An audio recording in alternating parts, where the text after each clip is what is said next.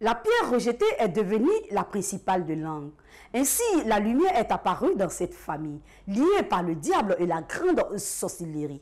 Le père Dian Guy Serge Franck Olivier est devenu comme la graine que l'Éternel a sémée dans notre jardin. Quitte à nous de l'arroser, afin qu'il devienne un fruit et de l'ombre pour notre salut. Pour ce numéro de témoignage, nous sommes à Cocody Danga, à la communauté du Chemin Neuf, et c'est avec le père Guy Serge Franck Olivier que nous allons nous entretenir. Le vent qu'il a promis, attends le vent de son esprit, attends et obéis, attends le vent de son esprit. Qui sait d'où il vient et où il va? Bonjour mon père. Bonjour évangéliste. Pouvez-vous vous présenter au monde entier? Je m'appelle Dian Guy Franck Olivier. Je suis prêtre dans la communauté du Chemin Neuf. Je suis en mission au Tchad. Je suis arrivé pour ma messe d'Action des Grâces.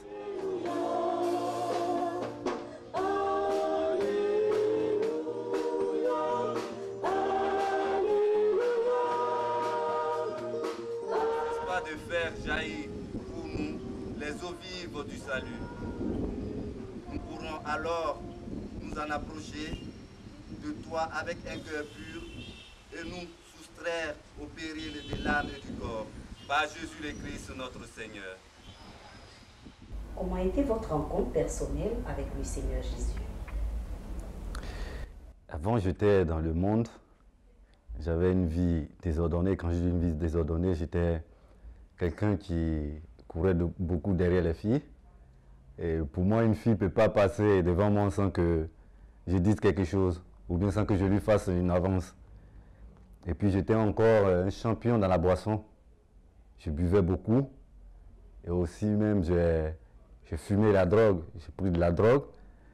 Et avant, ma vie était désordonnée et je n'avais pas le contrôle de ma vie, ce qui faisait que j'avais une répercussion sur mes études. Et les résultats à l'école n'étaient pas trop fameux. Et c'est vrai que j'étais brillant. Quand je décide d'étudier, j'étudie, mais le fait que je suis tout le temps au dehors avec les filles et la boisson, ce qui faisait que les résultats n'étaient pas fameux. Et c'est ainsi que j'ai continué, je rentrais dans la chambre de mon grand-père pour prendre son argent. Mes parents aussi pour piquer leur argent. Et j'étais aussi quelqu'un qui était tout le temps dehors. Quand j'arrive chez mes parents, je mange, je suis tout le temps dehors. L'objectif pour moi, c'est les filles. Et je peux passer de village en village pour courir derrière les filles. Et c'est ainsi que ça durait. Et même dans l'église, quand je suis rentré à l'église catholique, je suis rentré à cause des filles. Et j'étais tout le temps derrière là-bas, j'ai regardé les filles, c'est ce qui m'intéressait. Et je suis rentré à la GEC aussi, jeunesse étudiante catholique. Aussi, c'est à cause des filles, parce que quand j'arrive, je joue le bluffeur avec un ami, et c'est toujours les filles qui avaient. Et on n'avait pas aussi. On était tout le temps à l'école, on repérait les filles qui étaient jolies, et après le cours, on les accompagnait. Je me rappelle que j'avais une copine, je passais tout le temps à l'accompagner jusqu'à chez elle. J'ai arrivé chez elle, je passais au moins 1 heure du temps derrière la clôture là, en train de, voilà, vous voyez, faire les bêtises, se bécoter, tout ça là, s'embrasser.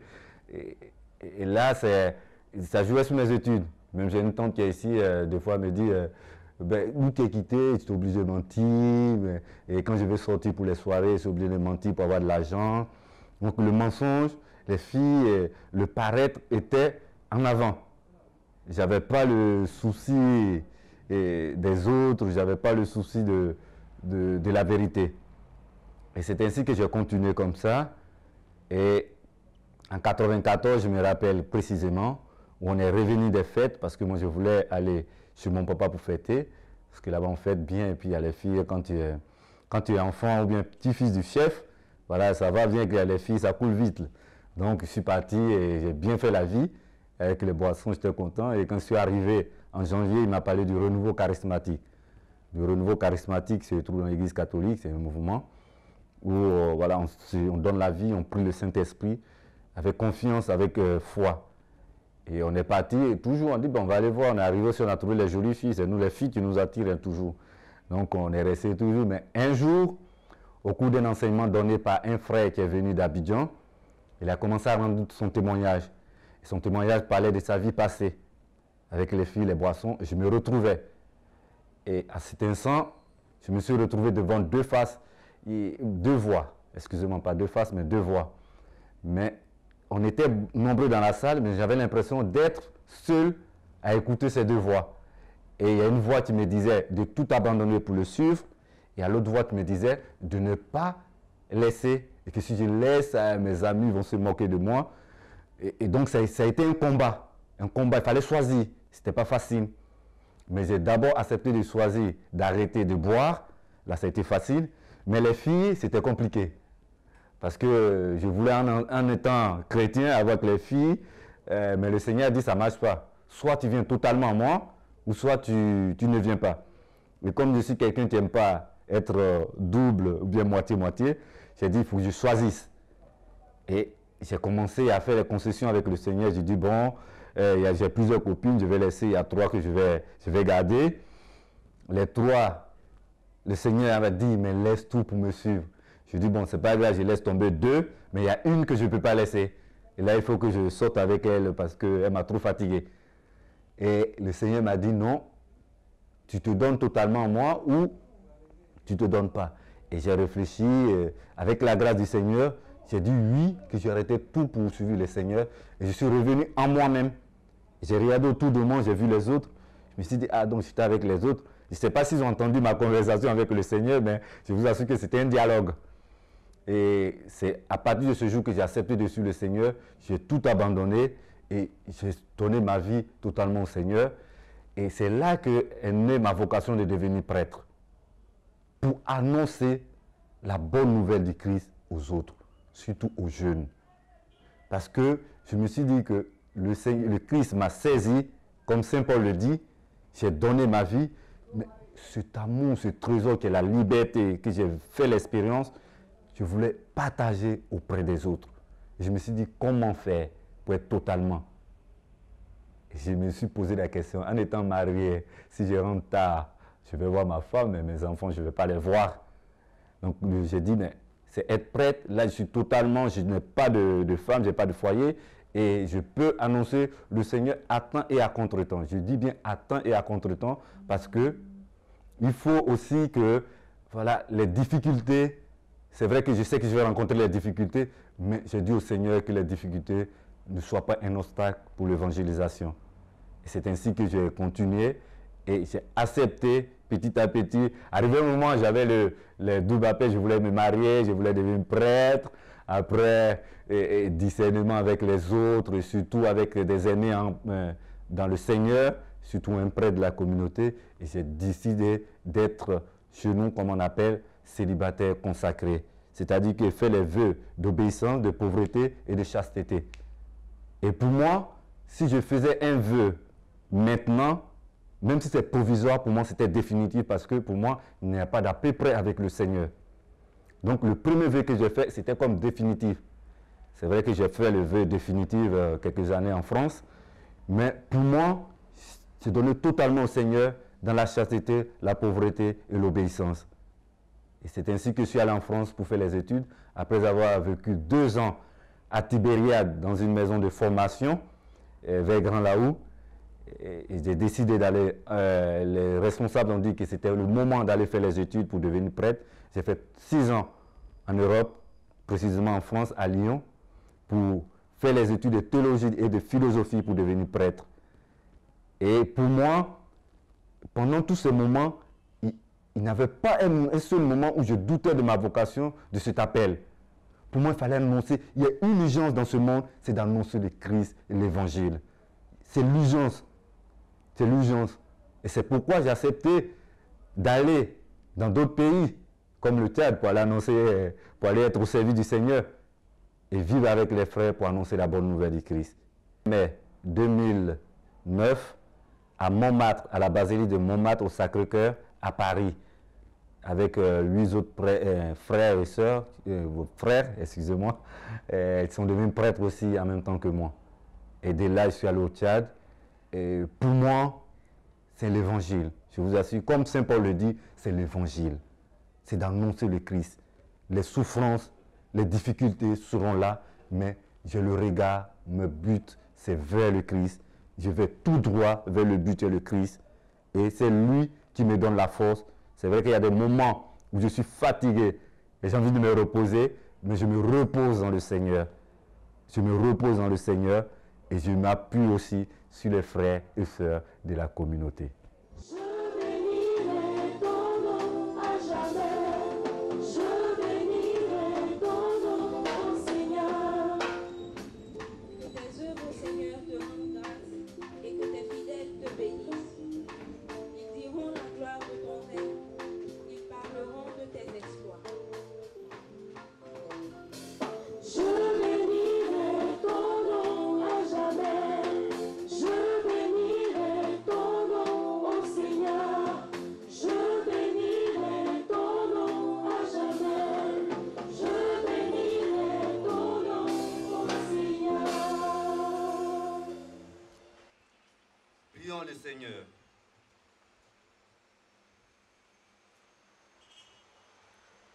Père infiniment bon, écoute ma prière. Ouvre mon cœur à la lumière de l'Esprit Saint. Que je sois vraiment ce que tu attends d'un prêtre. Un homme qui célèbre tes mystères avec foi et qui se dépense au service de ton peuple et qui t'aime de tout ton amour. Par Jésus le Christ notre Seigneur, qui règne avec toi et l'Esprit Saint, maintenant et pour les siècles des siècles. Pendant la préparation de cette émission, j'ai eu la chance de rencontrer des personnes qui vous connaissaient et j'ai pris des témoignages de leur part.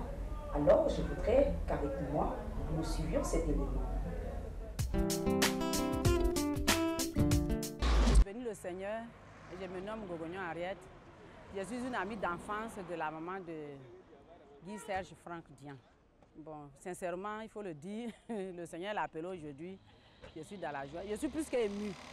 Mais lorsqu'il est venu m'annoncer cette nouvelle pour dire qu'il va être un prêtre, je n'étais pas contente. Je n'étais vraiment pas contente parce que ma soeur n'étant plus là, je voudrais qu'il me fasse des enfants, de beaux enfants comme lui. Et puis, il vient un soir là, me dit, maman, je voudrais être, je suis appelée par le Seigneur, je vais être un prêtre. Que Dieu me pardonne. Que ce Dieu de miséricorde qui a mis la main sur mon enfant me pardonne et lui donne longue vie. Je suis le père du fils, père Franck Olivier. Bon, je l'ai mis à l'école comme tout enfant. Donc il a fait un parcours scolaire brillamment. Il a eu tous ses diplômes, il a eu le bac, il a été orienté, il a fait bac plus 2. Bon, il est sorti. Bon, j'aimerais, comme tout père, hein, pour qu'il puisse travailler aussi dans la fonction publique que moi je sois les choses. Mais néanmoins, c'est juste, il était venu me voir et dire, ah papa, vraiment, j'ai changé d'avis, que Dieu m'a appelé, que je dois aller au séminaire. Bon, d'accord. Au début, vraiment, ça ne m'a pas tellement plu, mais j'avais accepté par la grâce de Dieu. Et aujourd'hui, vraiment, voici le résultat. Je suis très content. Parce que son ordination, il m'avait invité à partir jusqu'à Paris, à Montmartre. C'est là-bas que s'est passée l'ordination. Et j'ai fait un mois même à la Dôme. Donc vraiment, actuellement, je suis très content, je suis tellement ravi. Je suis Mme Kwasi Suzanne, la tante maternelle de l'abbé Franck Olivier. Vraiment, je suis heureuse. Aujourd'hui, Dieu a appelé, il a choisi, il a consacré Franck. Il a appelé à sa suite, à le servir. Je suis vraiment heureuse.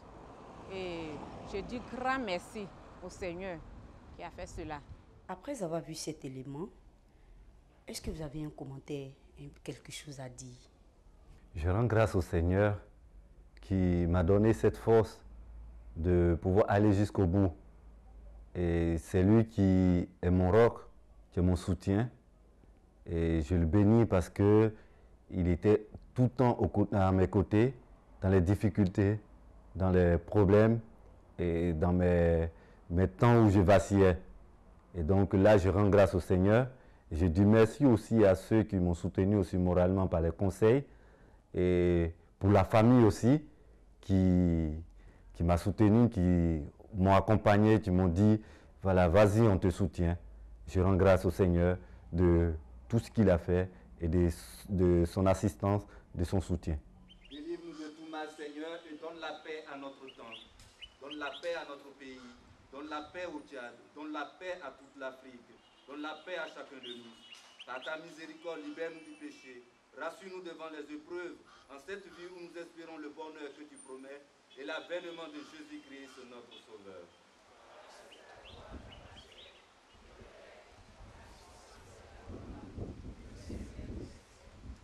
Seigneur Jésus-Christ, tu as dit à tes apôtres, je vous laisse la paix, je vous donne ma paix. Ne regarde pas nos péchés pour que ta volonté s'accomplisse, donne-lui toujours cette paix.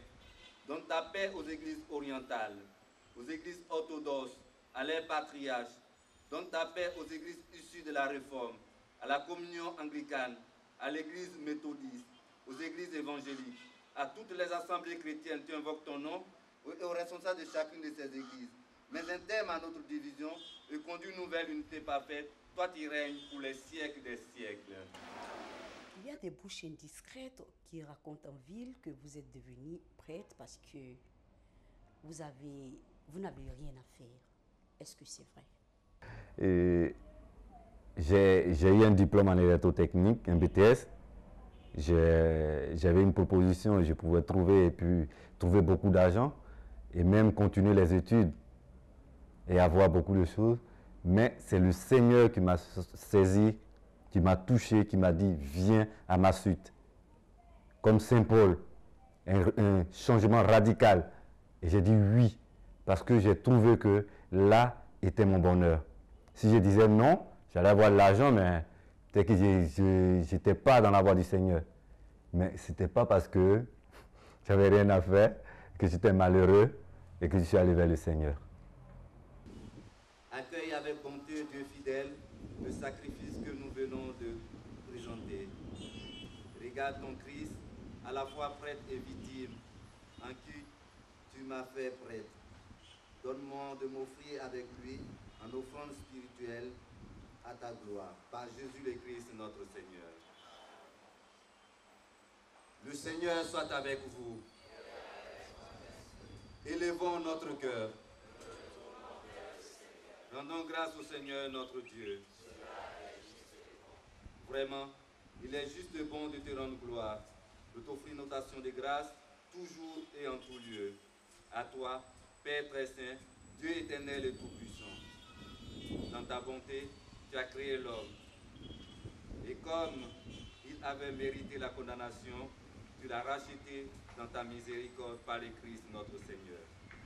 C'est par lui que les anges célèbrent ta grandeur, que les esprits bienheureux adorent ta gloire, que s'inclinent devant toi les puissants d'en haut, et tressaillent du même allégresse les innombrables créatures des cieux. Il y a des personnes, des grands hommes de Dieu d'ailleurs, qui, le fait qu'ils remplissent une salle, c'est-à-dire le gars, il a une église, et tous les dimanches, ça les remplit. Alléluia, le Seigneur est merveilleux, puis ça applaudit. Là, sa vie change. Il se prend pour le Dieu. Et il se dit, j'ai plus besoin d'aller chercher encore des brebis. Qu'est-ce que tu en dis? Est-ce que tu as un appel à lancer à l'endroit de ces personnes, de ces hommes de Dieu qui ont ce genre de réflexion? Quand on décide de suivre le Seigneur, quand on donne sa vie au Seigneur, c'est pour annoncer d'abord l'évangile, annoncer le Christ aux autres. Et c'est pour les autres. Et le fait de remplir, ça ne veut rien dire, mais moi j'ai quelque chose à dire, c'est qu'il faut que nous soyons humbles. C'est-à-dire que ceux qui sont à la tête et qui proclament la bonne nouvelle aux autres soient humbles. C'est le Christ que nous annonçons. Nous n'avons pas besoin d'avoir... Le Christ a commencé avec 12 apôtres. Et l'évangile est parti jusqu'à maintenant. Donc c'est le peuple qui est formé solidement pour la bonne nouvelle, pour l'évangile, dans la vérité, dans la foi, dans l'épreuve. C'est ceux-là qui peuvent changer le monde. Quand je dis changer le monde, apporter la bonne nouvelle au monde, et petit à petit, ce grain qu'ils ont sémé va se développer et les autres pourront voir en eux que vraiment notre Seigneur existe et que c'est un Dieu de bonté, un Dieu de miséricorde. Il est bien et bel et bien devenu un homme engagé dans l'œuvre de Dieu. Bien-aimé, si ton cœur te le dit, n'hésite pas, car c'est une bénédiction d'être choisi par l'Éternel. Sur ce, je vous dis au revoir et que l'Éternel, dans sa miséricorde, vous accompagne avec sa grâce.